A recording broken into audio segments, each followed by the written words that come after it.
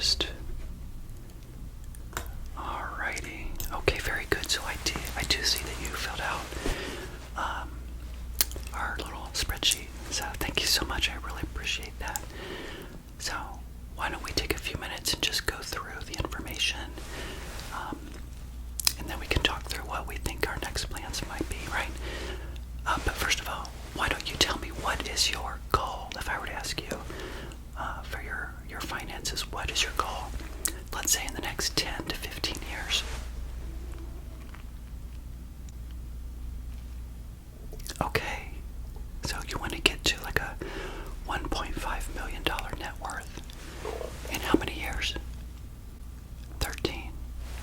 Okay, well, we don't know what markets you're going to do in the future. You can only control what you can control, obviously, but let's see where you are right now and see how you're doing, okay?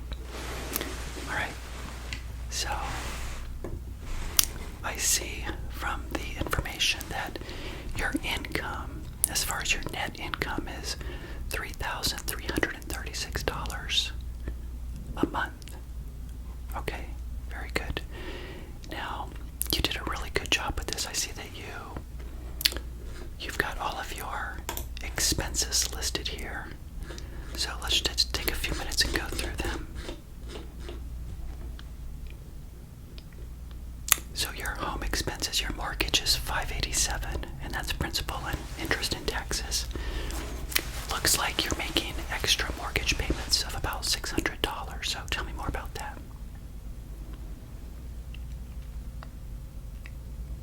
Okay, you hope in the next 4 years to get your mortgage paid off. Okay, very good. Your association dues are about $211. Your cable is $140. Electricity, $82. You've got repairs down of $10. That's pretty low. So your home expenses are about $1,630. And as I scroll down, I see your vehicle transportation expenses, $193, which is gas, oil, and other types of things for your car. Vehicle maintenance, about $80. So again, about roughly $200 for vehicle and transportation.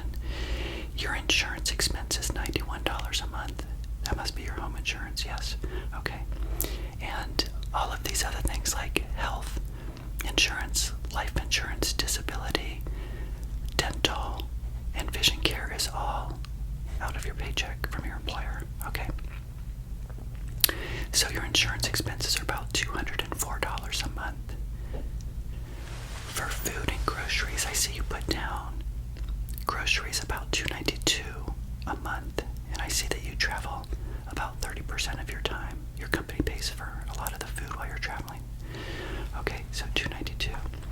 Restaurants eating out about $100, so just under $400 for food and grocery. You have no children. Pet expenses, $0. Entertainment, about $80 a month for like books, magazines, etc. Movies, concert tickets, etc. Pretty low, yeah. That's good. You seem pretty frugal. Personal care expenses, not so much. That's assumed in your grocery bill. Clothing expenses, about $75 a month. Health care or health expenses. Oh, you do belong to a gym, so I see that you have that listed here at about $25 a month. Other expenses, about $55, and I see that you have absolutely no debt whatsoever. That's very good. But as far as saving into your emergency fund, you put down $270 a month for that, and into your Roth IRA, kudos for you, $416 a month. Yeah, so that would be just about $5,000 a year. So you're maxing that out. That's awesome. So your savings expense, very good. You're showing your savings as an expense here. This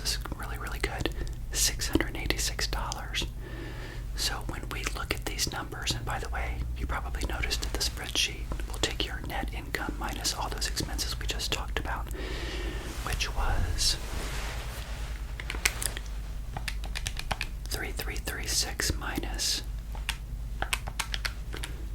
2650 for your total expenses would be about $686 extra at the bottom or at the end of the month, pretty much. So that's good. You have lots of wiggle room there in your budget. So let me move on to the savings and investing tab. So I see you filled this out as well. So currently in your retirement savings, again, you're 46 years old, you have about $140,000. It's like 138,539 in your 401k. You're contributing about $886 a month plus $208 as the match.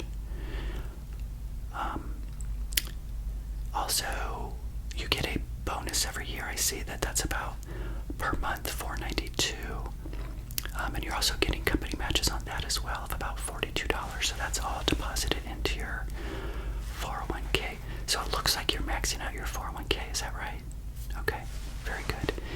Your Roth IRA currently is about $34,972, and you're adding in the $416 a month that we just talked about a minute ago.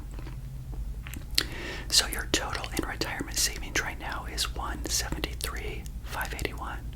So just under $174,000. Your liquid savings looks like you have a CD of $5,760. No, actually that might be an emergency account because you're contributing into that about $270 a month. You have a money market of about $22,000, so your liquid savings $27,760. That's very good. Let me scroll down. Oh, here's your CD. I thought I saw that earlier. So you have a CD of about $6,200. Okay. Now, as far as the debt column here, again, nothing. I see your credit cards that you have here, like Wells Fargo, Capital One, Chase, but obviously it says all zeros for total owed. I see you put in the interest rates, that's fine, but who cares? You're paying it off every month, right? And your credit limit as well. No student loans, no other loans, no other auto loans, no medical debt, no consumer debt whatsoever. However, I do see here that you have a mortgage of about $54,739, and that is a 30-year fixed, and your monthly payment is $587. The interest rate is 5.5%, and you have about 20 years left. And you're making, remember, the $600 extra payment for that because you want to have your mortgage paid off in 4 years.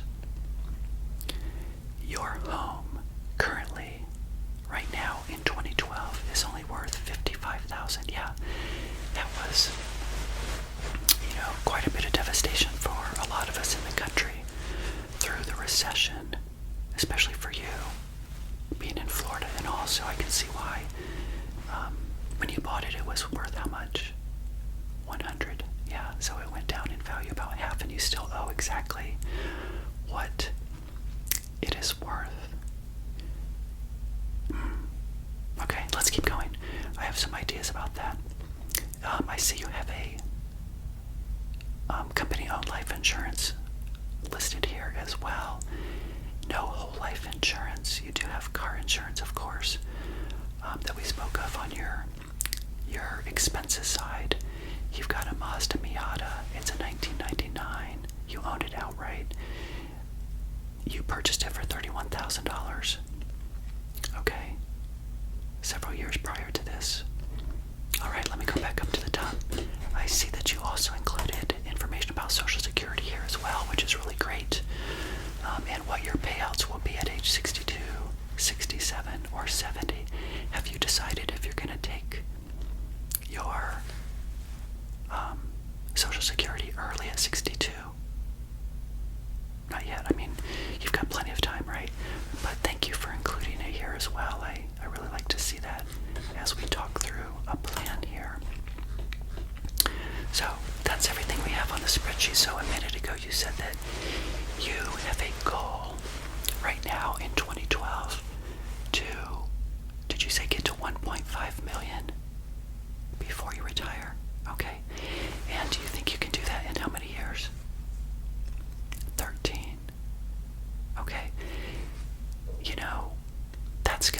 require that your income continues to go up, obviously. I'm sure you figured all this out. I mean, if your income does continue to go up, and have you been getting good raises in the past? Okay. Is it always about 5%, 3 to 5 to 4%, 3 to 4 to 5%? Okay, so great. As long as you always have that upward mobility, it's not like you have to jump up a lot, but every year going forward, and I'm sure you know this, you're going to want to take that money and put it into your savings, your Roth, and everything that you've got going on here, right? That's going to be imperative to get to where you want to go. It's a lofty goal, but I think markets, in the future, we don't know what will happen, but if the markets are on your side, and even if they're not, even if it's just a mediocre market return in the next 10 to 13 years, you're still going to do great if you continue to save and invest as much as you're doing right now. I mean, let's think about it. I want to go to a savings calculator at dinkytown.net, and let's do a little bit of role play into the future and see what is actually possible. So right now I'm at www.dinkytown.net, and if you go to savings calculators, which I'm doing, and we scroll down to compound savings calculator, let's just forecast into the future and see what you can actually accomplish, because as we just saw on your spreadsheet, your net worth currently right now in March of 2012 is about $208,000. Now what's interesting about that is that as we discussed a little while ago, you've got mortgage debt of about $55,000 and your home is worth $55,000, so that nets to zero. But you absolutely have 200, let's just add this up here real quick. 3336. Oh wait, we don't need that. That's your income. We're going to take 173,511, which is your 401k, and your Roth. We're not going to add your emergency fund into that. We'll take your investments of 6,200. And we're going to we will take the 27,760. So yeah, it's 207, 200, let's say 208,000. So let's use that number. Let's include your emergency fund in this equation. In fact, I'll reduce it by 8,000. Let's just go with 200,000. Am I making sense? Because you need your emergency fund, so I don't want to actually add that into this number to do this analysis here. So, if we have $200,000 in investable assets right now, and you want to do this in 13 years, right? Because what would that be 2025? 2012 plus 13. Okay, so you want to retire in 2025. So what I'm going to do is put the starting amount of 200,000.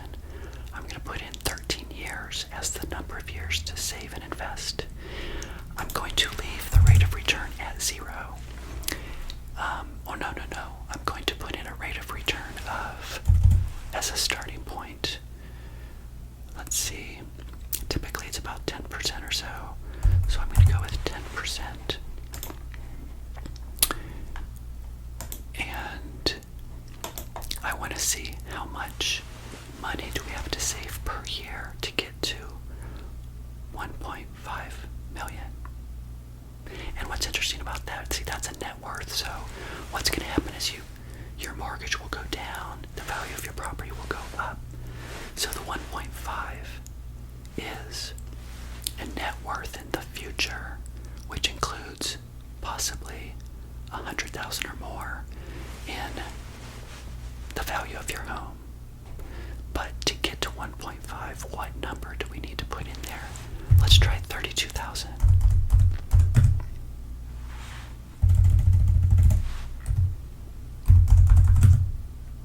That's pretty good. That's it.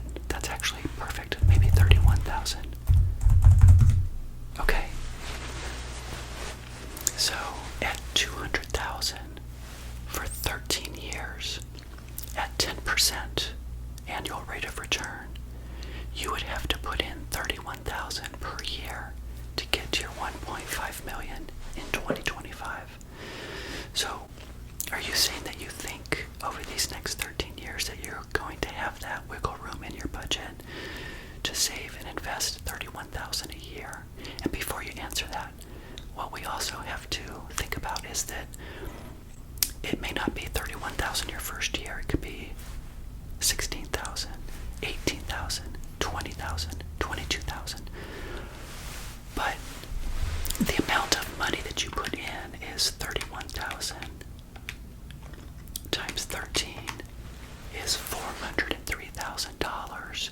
And that doesn't matter if that's all in, in that 5 of those years, 5 and 3 I should say. It could be less in the first several years and more as you go up, but the total amount has to be about $403,000 of your own money. Does that make sense? Are you prepared to do that? That's how much money you're going to have to put into those investments every single year, no matter how you get to $403,000 in those 13 years on average, I guess is what I'm saying, with a 10% rate of return. And what's interesting in the calculator, if you click on View Report, the View Report says the amount that you would have contributed is 600,000 because that includes the first 200. Yeah, that's how that works, this calculator. So let me back into that a little bit, because that first $200,000 of net worth that you do have right now, we're not looking at the breakdown of that per se. The calculator is saying you're going to add that in. So it's 200,000 and 400,000 to get 600,000. But the interest would be about 923,000 to get you to the 1.5. So that is interesting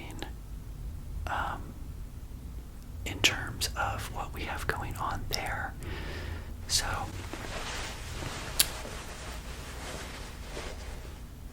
that is a very lofty goal, and in fact, as a financial coach, I will say that that is very hard to attain, to actually save that much money in 13 years. But if that's your goal, then by all means, I think you should try to attain that. Absolutely. So why don't we think about wrapping up this session for today? I'm very impressed with how you've got your everything figured out in your finances, and you put everything in this spreadsheet for me. We have no debt to get, to pay down. This is a very simple, very doable plan. Again, if, and the big ifs are, the success of your plan is dependent on several things. Number one, your willpower, your dedication, and it seems like you're very dedicated. Otherwise, you wouldn't be here talking to me in terms of what your goals are and being so excited about it. Discipline. The amount of money you're putting in again is, upwards of 400,000. But also market returns.